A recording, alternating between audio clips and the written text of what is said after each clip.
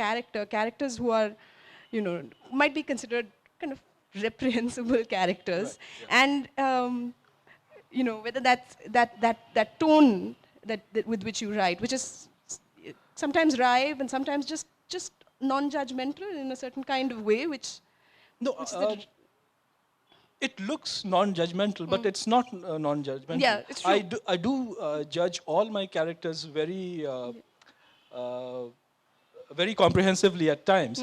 But what you have to do is give a more rounded kind of uh, face to the character, and so and and someone like Zorawar Singh Shaukin is probably easier to write because of his you know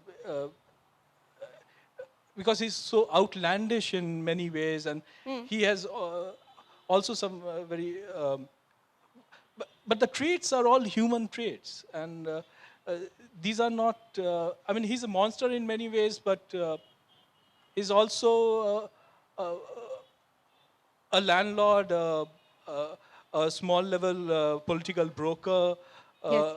uh, a real estate person who was also trying to make a living, you know. Yeah. And you meet these kinds very frequently in Delhi.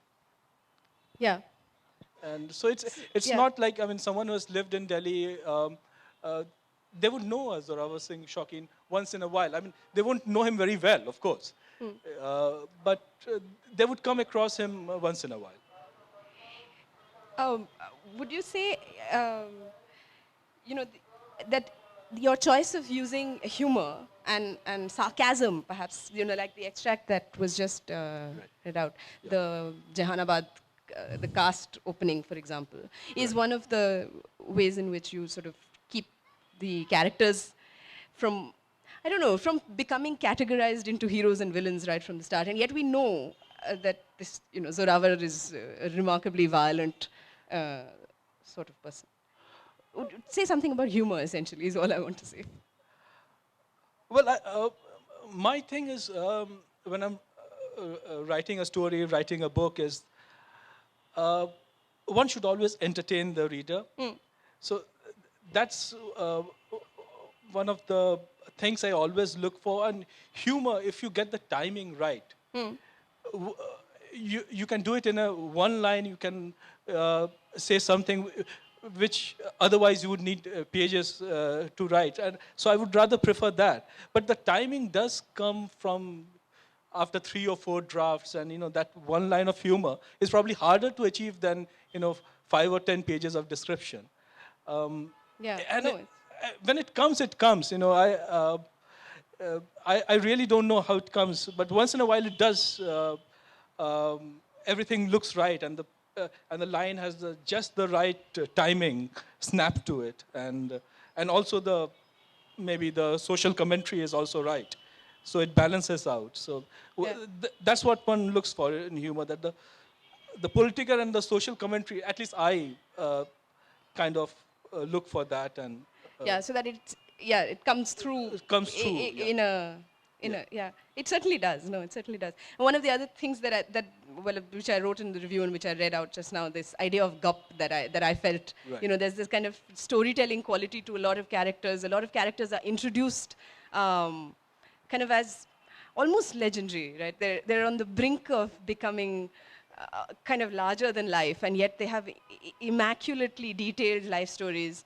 And yet there's just that little bit extra. I mean, there's a small example, very small examples. For example, where you talk once of Sudama Pathak's Rexine handbag, and this is not a character but a thing. And he says, he describes it as Sudama Pathak is this minor character or major character, in which he has a katta. A local gun in his handbag, and he says apparently these bags were voluminous, accommodating everything from one's lunch to a meticulously folded copy of Navbharat Times, a hand towel, a board of Ludo with dice, a pack of cards, and yes, sunglasses. And then after this, you have this sort of throwaway line after that where Hriday Thakur says, I once even saw a group of clerks playing carom in the fast passenger from Gaya. So this is the kind of, well, you would, notice if you travel from maybe from RR to Patna. Yeah. It's a very short journey uh, of hour and a half, depending upon the train. And a lot of these uh, people are clerks who work in the Patna Secretariat who come early in the morning. And many times I would see them also playing carom. And the board. Yeah, on a board. Yeah. So they are, of course, carrying the carom board.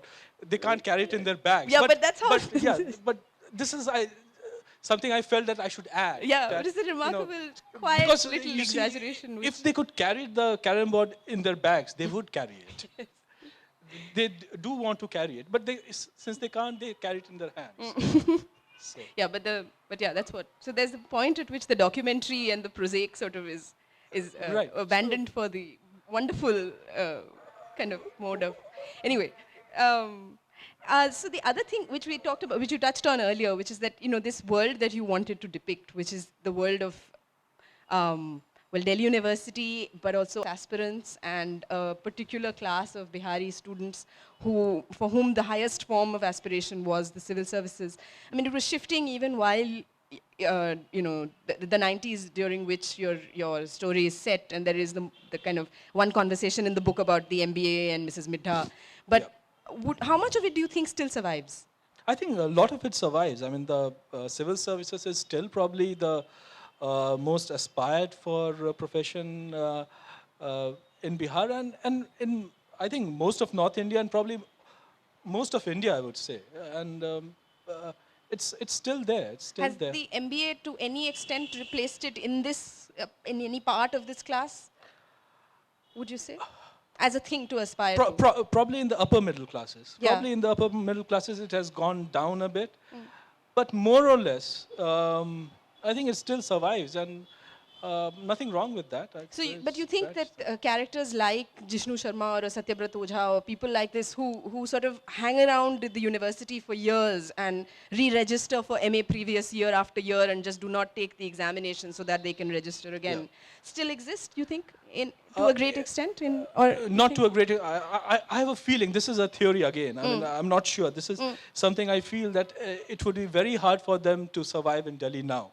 Yeah, which you're saying is because it's just too expensive. Too expensive because, you see, there are two kinds of money involved. The Bihari students who used to come in the 80s and 90s usually came from a feudal background. This is pre-liberalization, where the feudal money did count for something. Yeah. So they could survive on maybe 2,000 rupees, 3,000 rupees at that time. That came from home. That came from home. Yeah. But the situation now in Bihar is not like that. And here in Delhi, after liberalization, the rents and everything, because Delhi has progressed so much. I mean, people have so much money, and the rents have gone up, and they would find it very hard to take up a flat and stay the way they do. I think now probably more students from the neighboring areas, maybe from Haryana, from Chandigarh, maybe they are going to Delhi University. Because I think, I have not done a study, but I have a feeling that probably it would be harder for them to survive now. Yeah, no, perhaps you're right. I think it is, but then there is still a kind of all these base But and yes, so on. but still, I think a lot of students every year from Bihar, all parts of Bihar, come to Delhi University, and they do quite well. Many of them. Yeah. So, a question about the idea of Hriday, the central character of this book, and the central character of Patna Rafkat as well, are people who want to be writers, and they don't necessarily come from or exist in milieus where the writerly life is a kind of available present model. It's a world in which most of the books around seem to be competition success reviews and guides. So this is a question both about Hriday Thakur and kind of about you as well, to the extent that you are the same. But answer it for Hriday and then we'll see. Which is that, where does Hriday's writerly ambition come from?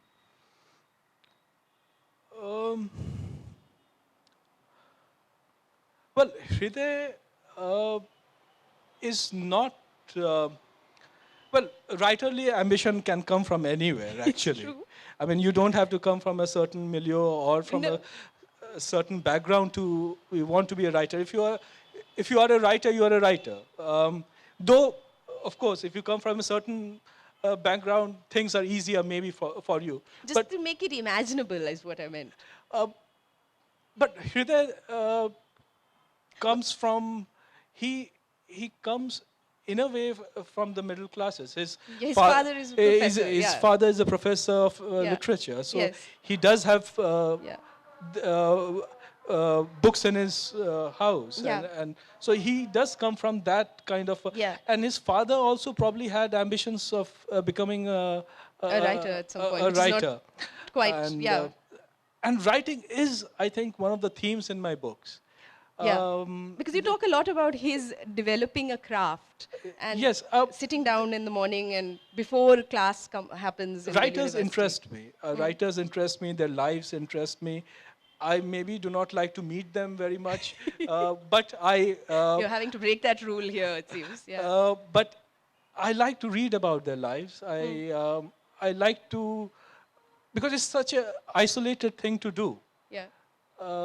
and it interests me. So if you see my books, many of them are writers, or maybe not published ones, but they write. And I've seen it true with many people. Many people who are never published, but they write. And writing or having an ambition to be a writer or to be a published writer someday is, I feel, quite a universal thing. A lot of people I find have manuscripts lying around, and So these are the secret writers you're talking about. these are secret in the sense that they write for themselves in a way. That maybe a story, a poetry, and it doesn't necessarily um, disappoint them if they are never published. Right.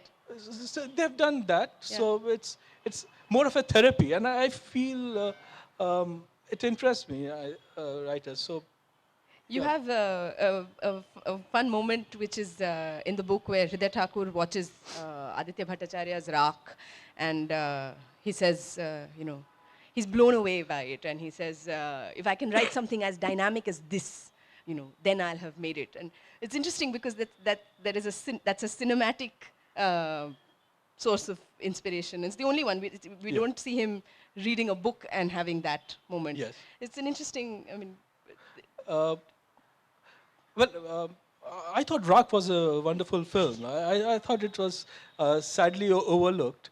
Maybe its time Have a- would come. yeah. But part of fascination with Aditya Bhattacharya was that he was married to Sanjana Kapoor at This that is time. true, yes. It She also was says that beautiful, Sanjana yeah, Kapoor was, yeah. what, the prettiest girl in India then or ever? Something like that. It's quite, yeah. She's pretty good. She's still pretty good. Yes. Yeah, well, ever. See, forever. But yeah, no, but the other interesting character actually who is not Hriday is his first proper girlfriend, Anjali Nalva, and she's an aspiring writer, and she's much more forthcoming and outgoing and what's the word? I mean, non-secretly ambitious than Hriday, and she sort of constructs that persona, the writerly persona, through not just writing, which she does do, but by going to literary events, which I imagine in the 90s are not, even as exciting as they are now, if they are, but involve Golgappas in IIC or whatever. But they seem extremely exciting. Gulab jamun. Not Golgappas. No. That was a clearly a desire on my part. No, It will gulab be jamuns and will- chai. It will be very hard to find Golgappas Golgappas in IIC. No, Yeah, this is yeah. true. This is true. I'm saying this is clearly what I really want at the IIC. But but Anjali Nalva's sort of, she has a little notebook and she writes down what people are wearing, i.e. writerly looking people, and she also asks them for books that they recommend, and then she writes that down in a little notebook and so on. I mean, this is another kind of fascinating. Did you know people like this? One notices. I mean, there's always a pressure. I think to uh, uh, maybe to like a writer, to be writerly, and it, the pressure is always when one is very young, Yeah. when one is starting out, because uh, you do not know what you should do or not do. Uh, I don't see anything wrong with that.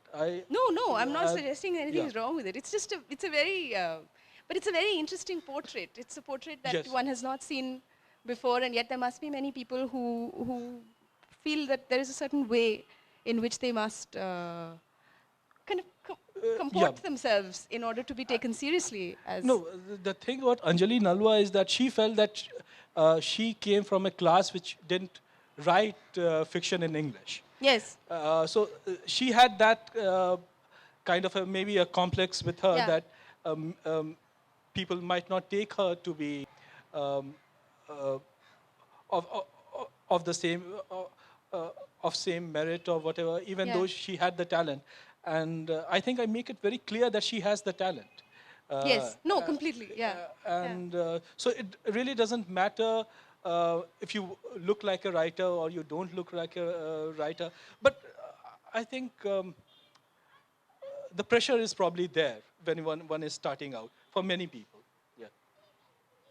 Um, well, I wonder if you want to say something about another thing that I spoke about in the presentation, which is your treatment of caste in these books, and especially in Day Scholar, and to sort of not shy away from it. And was that a conscious, thought Um, through decision?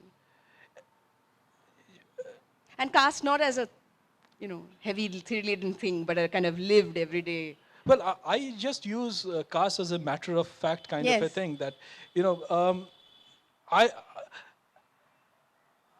I have the terrible North Indian ability to know a person's caste just by his or her name, Yes. and and to make a stereotype from it. Yes. So I thought, you know, these people do it all All the the time. time. So Yes. use it, Yes. use it. No, absolutely. I think And so it that's lends why remarkable. so it's there only for that reason. Yeah. And I quite appreciate people who do not know much about caste, who are oblivious about caste. Yeah. I think that's the way it should be. But it isn't. But So, it but we don't isn't. see very much of that Yeah. that reality in the.